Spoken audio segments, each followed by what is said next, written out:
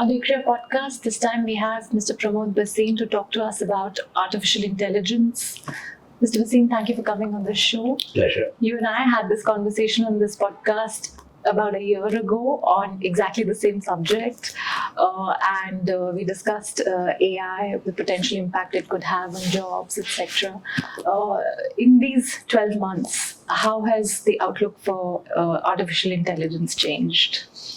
I think it's been very interesting, although substantively confusing 12 months for the world. I don't think we have greater clarity. But I do believe that actually what I had said earlier stands true even more now, that AI will help us create jobs, more jobs than we may lose. Few very simple reasons for this. One is that unlike what a lot of pundits seem to feel about this, most of the industry recognizes that technology creates more jobs. It makes us more efficient, makes us more productive, and allows us to therefore do a lot more than we did earlier. It's not a net zero sum game. It's not like if you become more productive, the job goes away. Computers came in, we became more productive, we did better jobs. So I think AI will do that as well. It will take away some of the more mundane jobs that shouldn't exist, that were essentially a correction of errors that are created in these vast systems of companies. My old company, Genpact, is a representative of that. That's basically what we did, was correcting a lot of errors, right, very often. That stuff will go away as it should. And all these people will be retrained to work on more complex areas, more impactful areas, which can solve real issues for companies as opposed to just tinkering on the edges. So I think AI will create more jobs. The number of AI companies being launched in India is fantastic. The amount of investment it's attracting is also fantastic. And as you've seen, the impact of how many jobs have been lost is minimal at this. Jobs have been lost, don't get me wrong. I know many companies where they have used AI very effectively and reduced the number of people doing that task. But every one of those companies, as they grow, will re-employ these people in different modes. So I'm very bullish on India's prospects during AI. And I want to blow this myth away, which we keep hearing about from many, many very learned people, that AI is going to take away thousands of jobs and it's going to cripple the industry, etc. I just don't get it. I mean, honestly, I fail to understand why they don't recognize that this is a trend that has been going on for decades of improvement.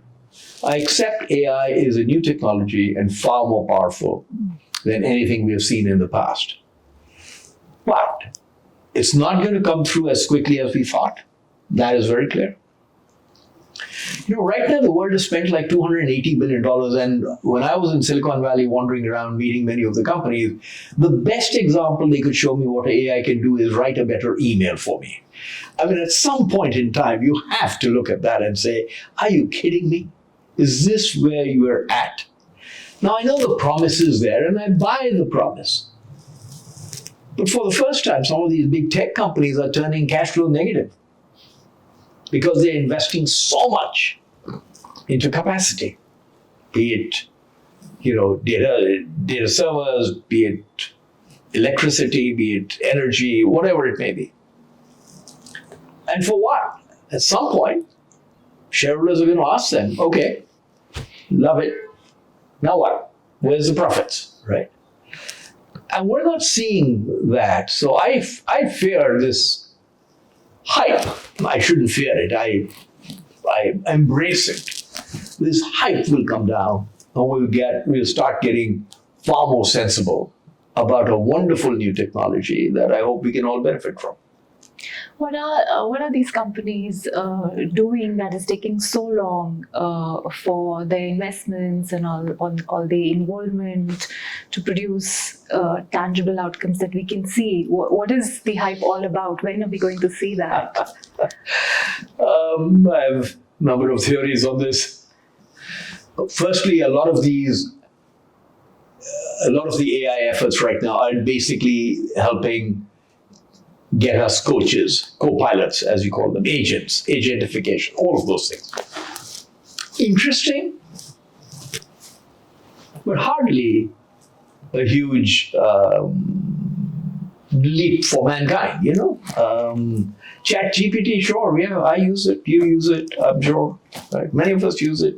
Has it made a huge difference to our lives? No. Lots more fake news, lots more people using it, creativity. Everybody's doing lots of things. Of course, great, wonderful.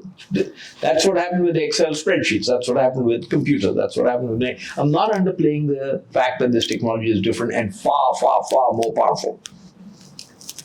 But right now, we're just not seeing products that make a substantive difference to companies and the way they are run, for instance, to industry. I agree. I read about loan applications getting approved within 3 minutes in China, for instance, but China's economy is in problem. Yeah, So, we look at the world problems that we have: climate change, food, nutrition, population, Financial inclusion, and etc. So much, but where are the solutions? Yes. We were going to have the solutions by now.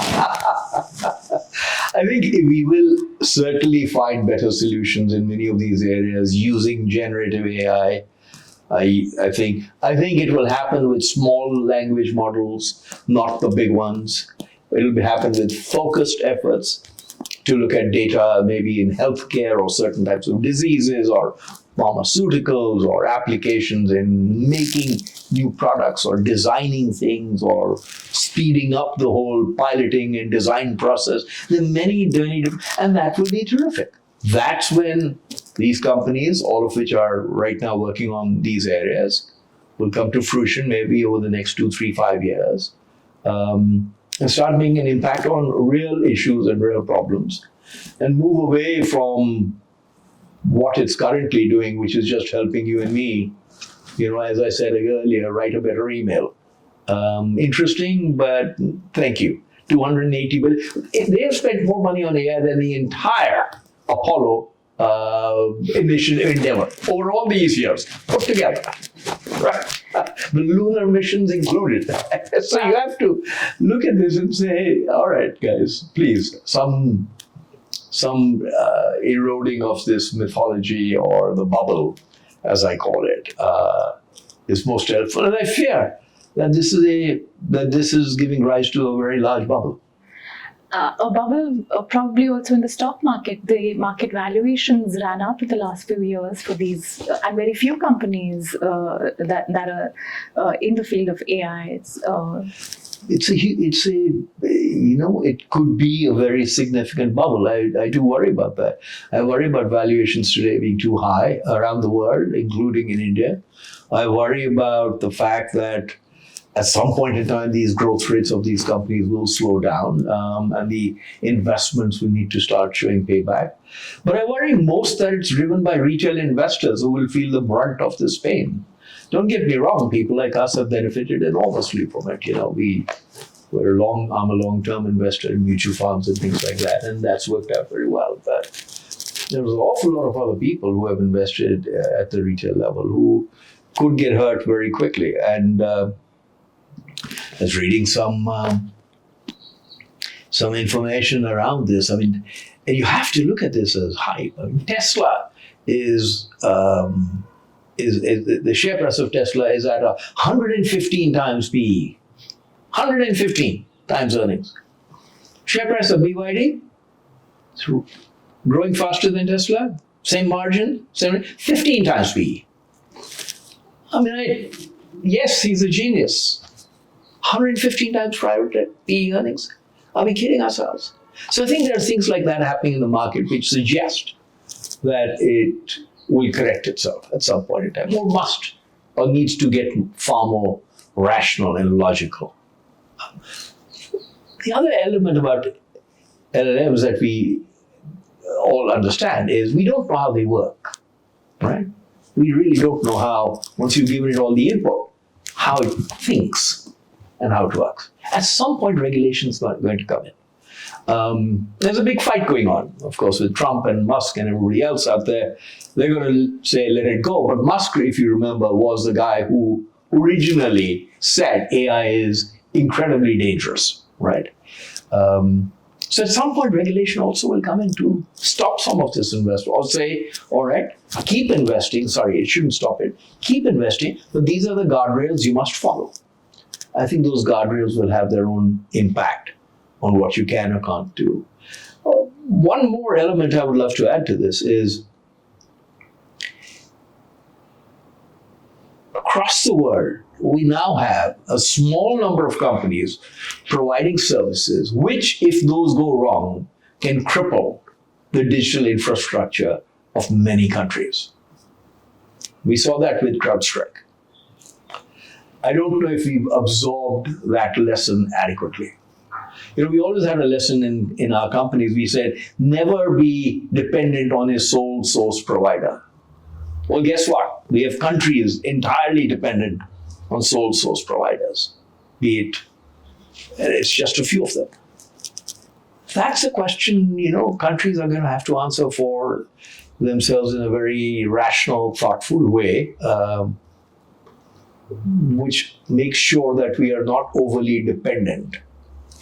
Or dependent certainly, but we have a plan B for when things go wrong or when geopolitical moves become difficult.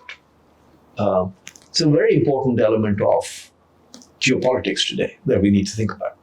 So two important points. You're saying regulation, and there are two things to look at. One, with the second Trump presidency, the inauguration expected in a few days from now, there has been indication he's been talking about, President-elect Donald Trump has been talking about deregulation, and what could the whole regulation thing in his agenda mean for the world and for India in particular.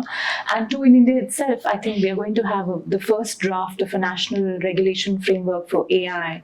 That's expected in the next few months. Yes. So what's likely on that? So that's regulation is one thing that you're saying that I'd like to hear more from you on. And secondly, this concentration of AI progress in a few companies that we are at this point dependent on. How do we think about it, and how do we go about this? These two things. On the regulatory side, I think what Trump is talking about is more. Certainly, he's going to talk more about the regulations around monopolies, anti-trade, all of those kinds of regulations which he wants to free up, which under the earlier administration had been tightened significantly. So I think equally around drilling and where you can drill, all of those things. He's basically saying climate change is too restrictive for American companies, and therefore to hell with it. If it's best you don't believe in it, and let everybody do whatever the hell they want, which is continue to pollute the world the way they have in the past. So I really think that's his motivation. He wants industry to grow, and he's backed by people who would love the same thing, right? So a lot of his regulation is going to be focused there. But certainly with Musk by his side and many other people, the tech giants all piling in, some of the major venture capital people also piling in, none of them want to see regulation. And America is a unique country that way, where the lack of regulation has helped them grow and has helped them innovate enormously. The difference between America and Europe is always considered to be the fact that it doesn't have the red tapeism that perhaps exists in many other parts of the world.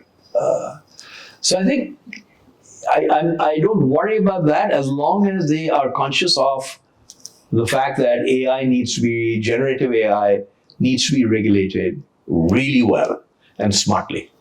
Not overwhelmingly, a light touch, but very smart.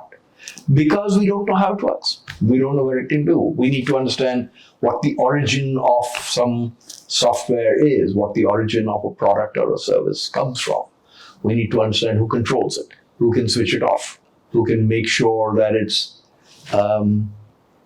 it's actually understood and watching, and who's watching it. I mean, I will tell you, I went to meet Silicon Valley companies in the US this time, OpenAI, Anthropic, or Google, Microsoft, all of them.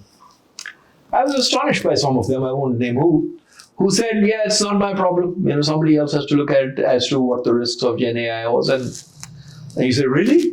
And they're the ones producing it, right? So you have to think about that and say, my God, this definitely needs some intervention. I think in India, I feel much better that our regulators are in a dialogue with many of the right people to create legislation and regulation that is very sensible and will not get in the way of innovation. I certainly think that's quite clear already, that overall, in this area, I want to say this for all regulators, because many of our regulators need to be regulated. But I will say this for this, in these new draft areas, it would be very, very, I think there's a great combination of people coming together to put it together. So I look forward to it. Even the recent draft on data privacy, etc., that came out is pretty sensible, although, by the way, it runs into some serious issues regarding AI, because it asks you to identify the source of your algorithms, etc., which even an AI company can't do. So there are wrinkles like that. But otherwise, generally, I think these are good regulations. I'm not worried about that. Say something more about this. Exactly the algorithms, the source of algorithms. Well, there's an interesting point that is being debated, because the Act does ask for you to be able to identify that if you're going to use data in a certain way, who's control of that? What are the algorithms controlling it, and how do they work? Well, that's not nobody can answer that question.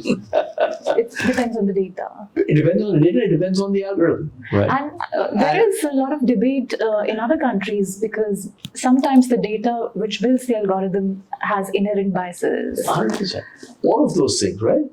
But here it's even more basic of saying, if you're going to be using some of these large language models and some of the algorithms which have been set up by other companies, and you're going to be leveraging those to build on the data and build a product and services, well, then there's a limit to how much you can explain how these algorithms. You can't. If you go to ChatGPT and say, explain to me how your algorithm works, and demand for that, it's not going to happen, right? So we need to understand the boundaries of what we can or can't do around this area. It's an important distinction. I think it'll be solved. Don't get me wrong. I think it's an anomaly, and it's a debatable point as to how it should work. So I think it'll be solved. But, and I think there'll be companies which I hope will be formed to solve for these problems. So I think there's going to be a new rise of companies which are focused on regulations around tech, and which will help companies comply. And that will become another business, by itself. Like, for instance, I was reading somewhere that in this context that there seems to be an inherent bias in the data they use for issuance of credit cards. Yes. Against women. Yes. Because the data is biased, so the algorithm's biased. Now, whereas, like you're saying, it's difficult to solve it at the level of the algorithm, but if a new set of companies come up to correct for that, how does that work? How is that going to look like? There are many biases in the lending business which are built into the algorithms. I was the architect of what is now SBI credit cards, right? Along with SBI, of course, with G Capital that we started in. What happens is that as you look through your credit screens, you start looking at whether defaults have happened. And if they've happened, for instance, in an area, we tend to start not looking at that with a new lens all the time. If it's happened in a profession, if it's happened in certain ways where certain groups of people, again, we start biasing that so that it prevents you from lending that easily to that group. These are follies that we pursue because we need to do this quickly and we need to do it at scale, so we don't have the ability to customize. Technologies such as AI will precisely help us do what I would call mass customization. Really get into the heart of these issues much better. And therefore, it should open the doors and allow you to sift through all the applications you receive of a certain type and be able to rate them much better. Earlier, the rating, it was a bit of a sledgehammer approach. यहाँ से गंदी आए हैं, bomb. No. Now, and that's where again AI will help create more jobs. Now companies can be much smarter about how do they do this, because it's a crime to leave out women, if that's what's happening. I don't know if it is. But it would be a crime. I don't think there's any credit card company in the country which doesn't want to lend to women. But what happens is, in the interest of speed and productivity and the lack of ability to sift through a million applications to see which one you get wrong or which one you get right, you make these very large biases. And getting rid of them would be a fantastic thing that AI should be able to help us do. And you're saying we have to make sure the regulation doesn't come in way of these corrections. It won't, I don't think. I don't think regulation will. I don't think regulation is going to be aimed at this. I do think regulation has to be aimed at saying, if you're building something which is proprietary, own it, take responsibility for it, make sure you know where the data's come from, make sure you know how you're using algorithms against it, make sure you are responsible for it if it runs amok. Make sure you know how to switch it off. Make sure it isn't taking data which is private and you're using it and absorbing it just like that. Make sure you get permission. All these things that you are we're all very aware of. I think bringing that in will be terrific. And I think the way our DPIs work, our digital public infrastructure works, applying it to the data that comes out of all of these areas and can then be deployed to build products and services based on anonymized data. That's a very powerful strength our country will build over time, which nobody else has. It's a unique position that we're in right now. A large population, a large amount of data, a lot of AI. Lots of data, a lot of AI engineers. India will be the AI factory for the world. Okay? It has to be. The demographics of India are so good versus anywhere else in the world. They're desperate for engineers, in America and in Europe. There's nowhere else they can go. So already you're seeing through these GCCs, global capability, why are they coming here? Because this is the source of human talent. So I think that again goes back to my original point of this is India's chance to grab hold of AI and create millions of more jobs. Because the whole world will have to come here. They can do whatever they forgive me for this. They can talk whatever the hell they like about H-1B visas. Trust me, when those companies say we are run out of people, they'll be opening their tap. That's how H-1B visas, by the way, came about in the first place. We forget our history. Y2K had to be handled. Issues were arising. Suddenly H-1BK. That's where America is a very practical country, So they can debate this endlessly. They won't have enough engineers. They will need more people. They want to fuel their economy. They will have to allow Indians to partake. Therein lies the biggest opportunity for India that I have seen in a very long time. And before we close this conversation, let me bring you back to the original point that you made about the hype. Why, and why the hype, and what can we do about it? What is this? What is the next 12 months going to look like? So that when we have this conversation next year, what do you think it's going to be like then? The way media works in the world is it loves hype. We all love hype, I guess. That's what grabs our attention. So it's a chicken and egg. Do we like the hype and therefore are we fed the hype, or does the media create the hype and then we love it and we read. So Yeah, I mean, given the potential, you're going to have the hype. Yeah, people are imaginative, and so I can Yes. understand the hype, but how do we now make sense of it after 1 year of? yes, yes. I understand some of the hype, but the hype is very often negative, or that's the fear I have, certainly on the jobs issue in India and around the world. Hype is negative. On the other hand, the hype has taken stock market valuations to sky high levels, right? And it's made hundreds of thousands of people into millionaires, people who own a little bit of stock and suddenly said, wow, it's gone up 8 times, 10 times, whatever it may be. When you have companies which are valued at $2-3 trillion each, unthinkable at one time, you're going to create a lot of shareholder wealth. So I think that to me is only dangerous because it's a bubble. And I worry about the bubble exploding and being pricked.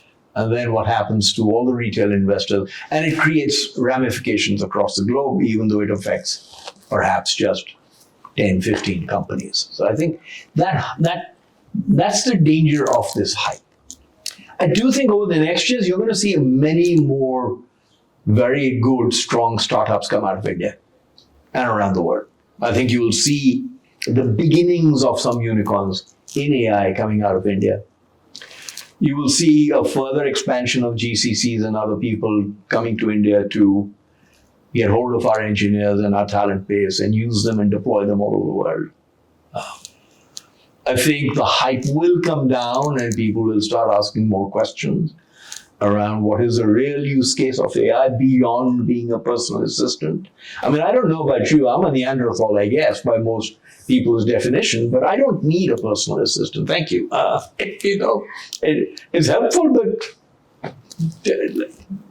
fine. The number of people actually using AI today around the world is still very small, even though it's easily and freely available.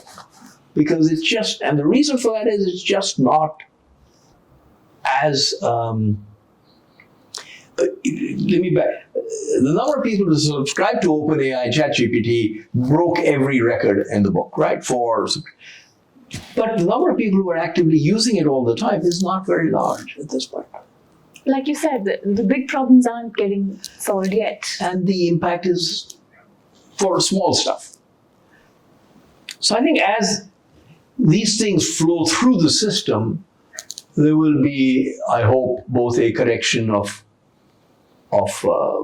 not a major correction, but a correction of values and stock markets, etc. But very importantly, of a lot more reality and practical sense into saying, yes, fabulous technology. As always, these things take time. This will take us more time. And then, yes, we will get into the realm where you'll be able to build small modules, which will allow you to solve real, critical, serious problems as opposed to just making us a little tiny bit, fraction bit more efficient. I think that's what we'll see over the next year. And I hope we get a lot more rationality versus the myth making that's happening right now. Thank you, Mr. Bhasin, for this reality check, both on the myths, on the hype, on the fears. I think we are going to see a correction. I hope so. Most of all, I hope people recognize that this is an opportunity for us to create many more jobs in India. This is a golden opportunity for India. Let's not get scared by it. And we're writing new regulation. Let's do it well. Yes, absolutely. Thank you.